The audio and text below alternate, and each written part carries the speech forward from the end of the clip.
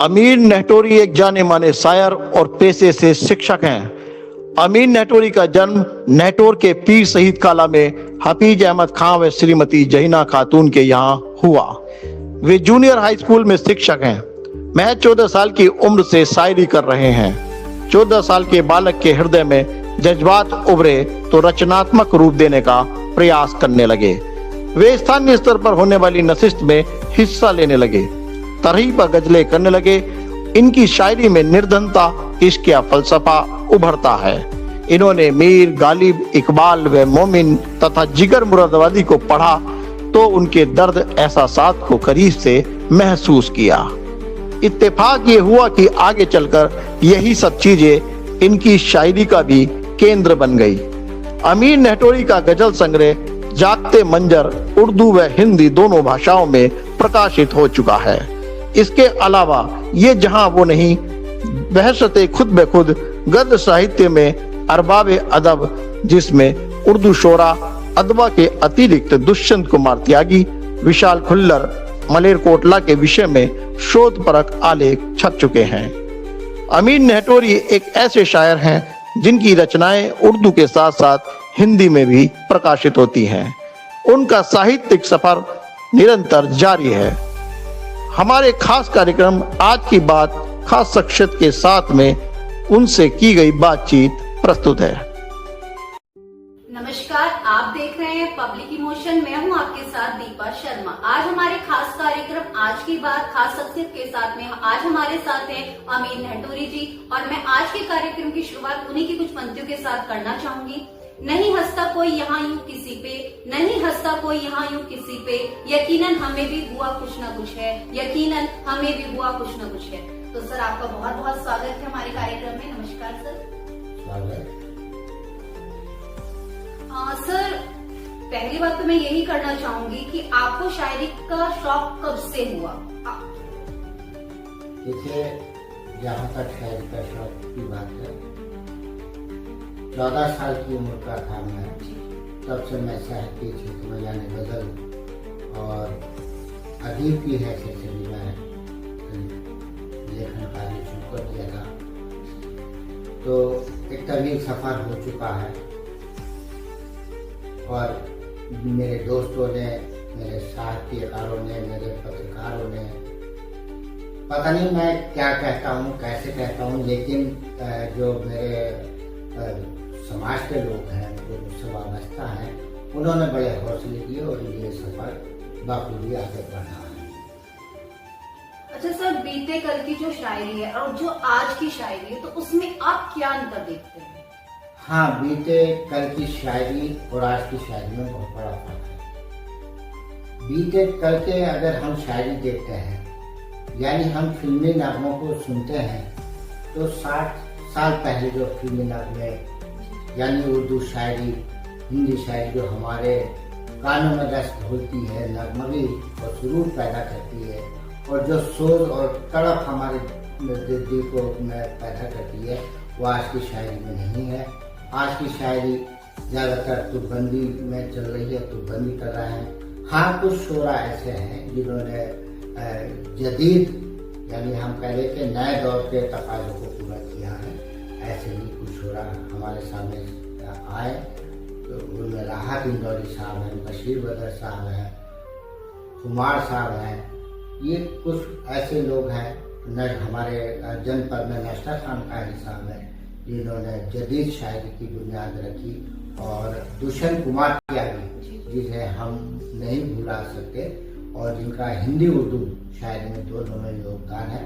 उनकी गज़लों में, और वो उर्दू और हिंदी दोनों को साथ लेकर के चलते हैं, और उनकी शायरी में जो सोच है, जो तड़प है, वो हम हर महसूस करते हैं और करते रहेंगे। तो अच्छा सर, हम कह सकते हैं कि कुछ खास शायरों को छोड़कर अगर देखा जाए आज के समय में जो शायरी करी जा रही है वो तुकबंदी पर आधारित है। जी जी।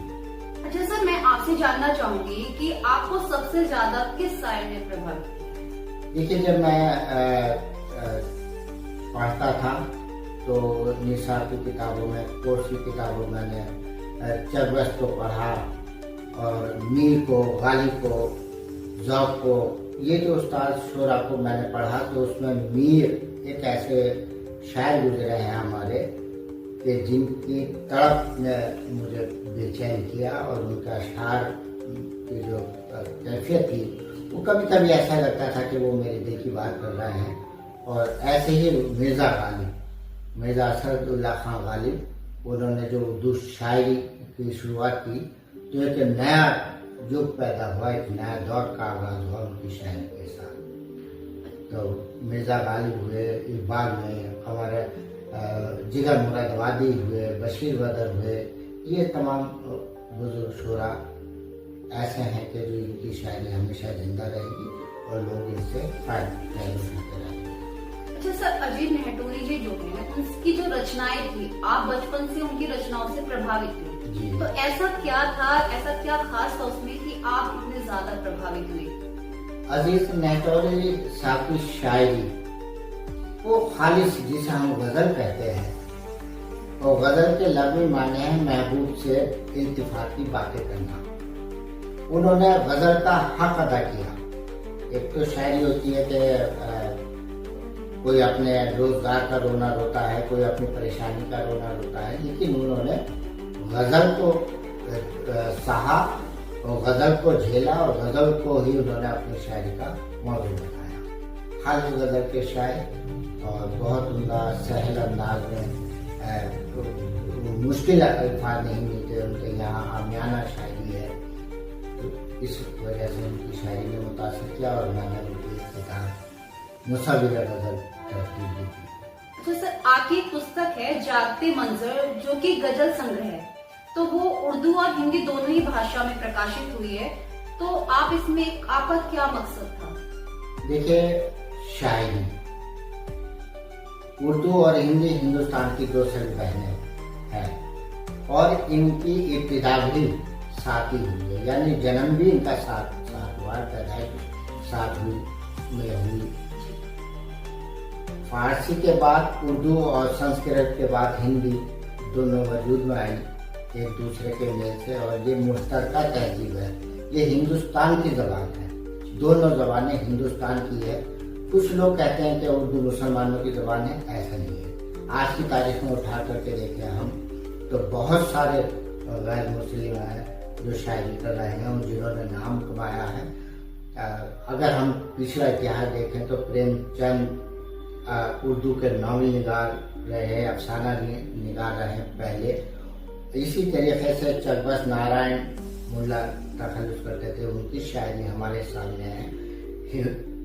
उर्दू की हिस्ट्री लिखने वाले राम बाबू सक्सेना हमारे सामने रहे कि उन्होंने हिस्ट्री लिखी, ये तारीख है। तो ये हिंदुस्तान की मुश्तरका तहजीब की अलामत है और ये हमें गर्व है।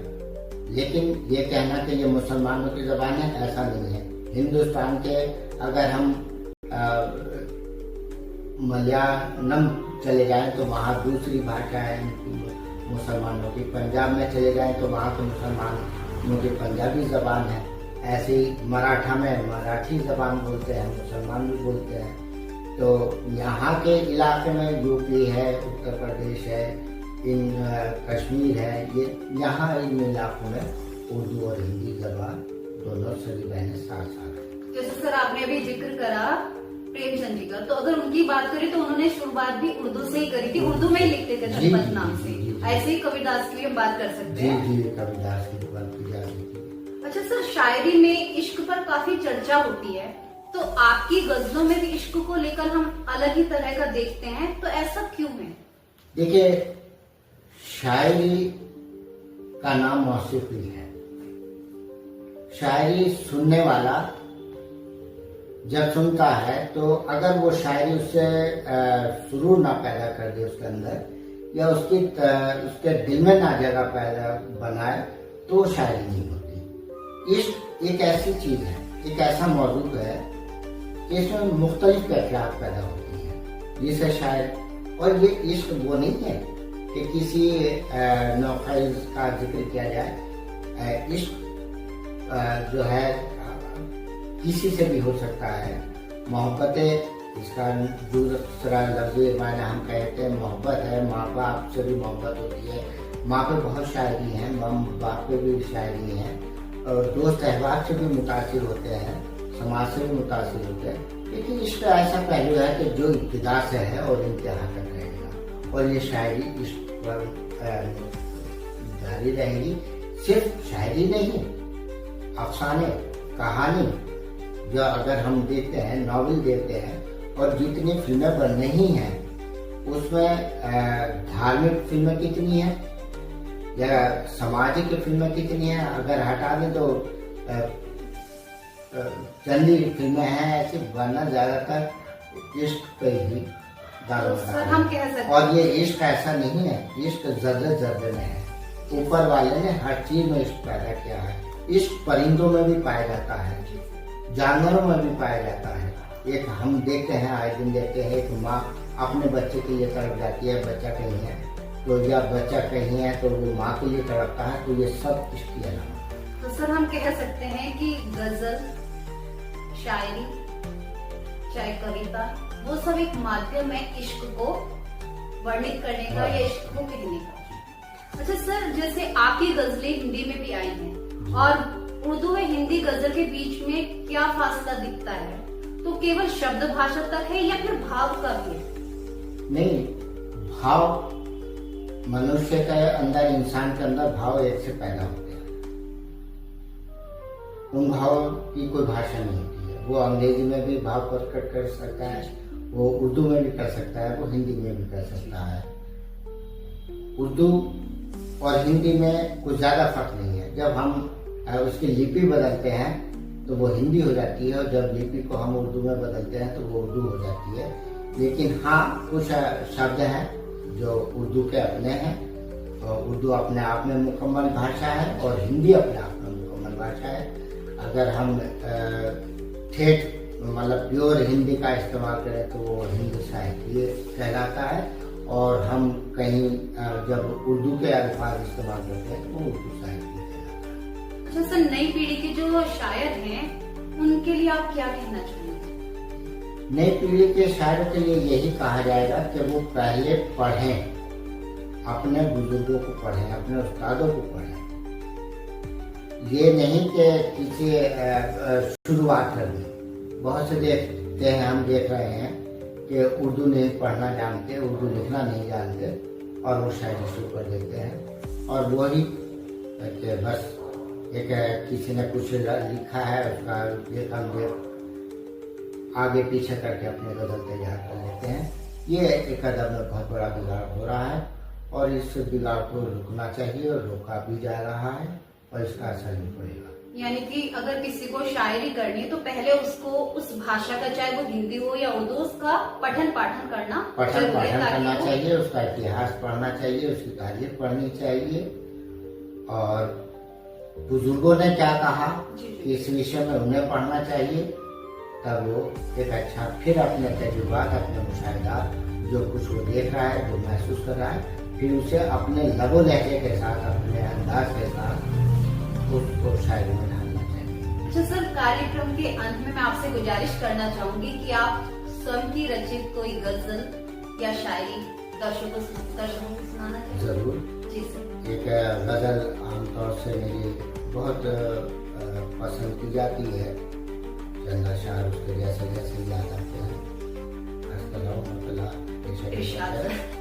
कि तुमने कहा बस रिश्ता टूटा, तुमने कहा बस रिश्ता टूटा, हमसे पूछो क्या क्या टूटा, हमसे पूछो क्या क्या टूटा।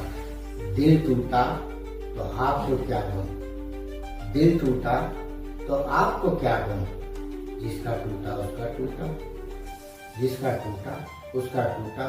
उसे देखे कि मैं मिट्टी का एक खिलौना, मैं मिट्टी का एक खिलौना, जितना बचाया उतना टूटा, जितना बचाया उतना टूटा। करके ताल्लुक यूं लगता है, करके ताल्लुक यूं लगता है, रूह से जैसे नाता टूटा, रूह से जैसे नाता टूटा वो भी पत्थर बनके बरसा। वो भी एक शब्द बोल गया है और ये अपने आप में बहुत शब्द लिए गए हैं, बहुत कुछ पाए हुए हैं कि वो भी पत्थर बनके बरसा, मैं भी शीशे जैसा टूटा। वो भी पत्थर बनके बरसा, मैं भी शीशे जैसा टूटा। और देख हाँ, दर्द ने ली अंगड़ाई ऐसी, दर्द ने ली अंगड़ाई ऐसी, जख्म का एक एक टाका टूटा।